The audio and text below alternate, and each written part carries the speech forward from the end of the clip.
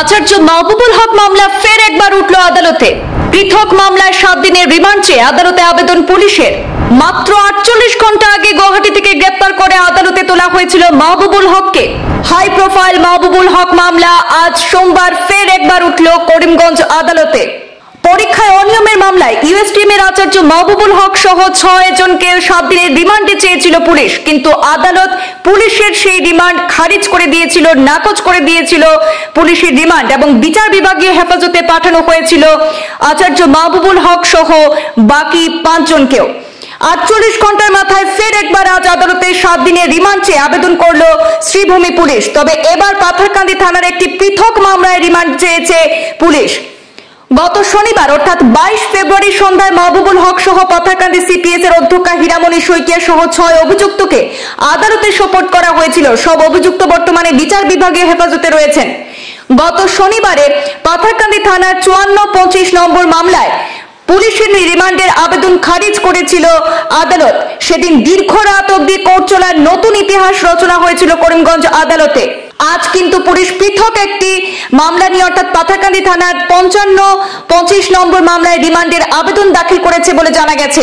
ইতিমধ্যেই পুলিশের রিমান্ডের আবেদনের শুনানি প্রক্রিয়া শুরু হয়েছে। কিছুক্ষণের মধ্যে আদালতের ফয়সালা জানা যাবে। আদালতের বাইরে অবস্থান করছেন আমাদের একাধিক প্রতিনিধি। জেলা সহ রাজ্যে হাই প্রোফাইল আচার্য মাহবুবুল হক মামলায় পরবর্তী আপডেট জানতে পূর্বাঞ্চল প্রতিদিনের সঙ্গে জুড়ে থাকুন। আমাদের হাতে রাষ্ট্রপক্ষের আইনজীবী মুকুন্দলাল কৈরির ভাষ্য রয়েছে, ওনার কাছ থেকে জেনে নেব সরাসরি। দেখা পাওয়া গৈছে যে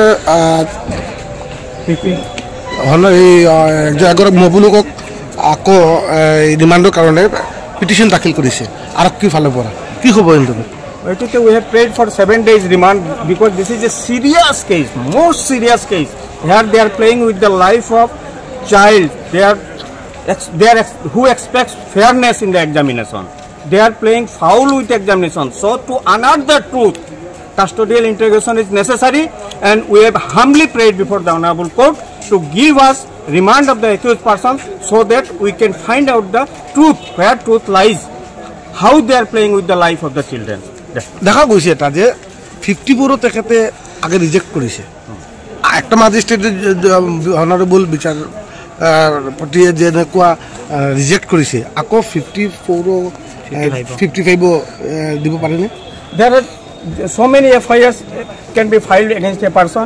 He can go for quashing or clubbing before the superior court. Here there is two cases, sections are defined, maybe some sections matching, but it will be investigated by DSP level officer. He is investigating. He finds that custodial interrogation of the accused necessary, so he had prayed for remand. In that case, initially the learned court rejected the remand prayer. If the IO of that case finds that custodial interrogation is necessary, he is free to file any petition. There is no bar.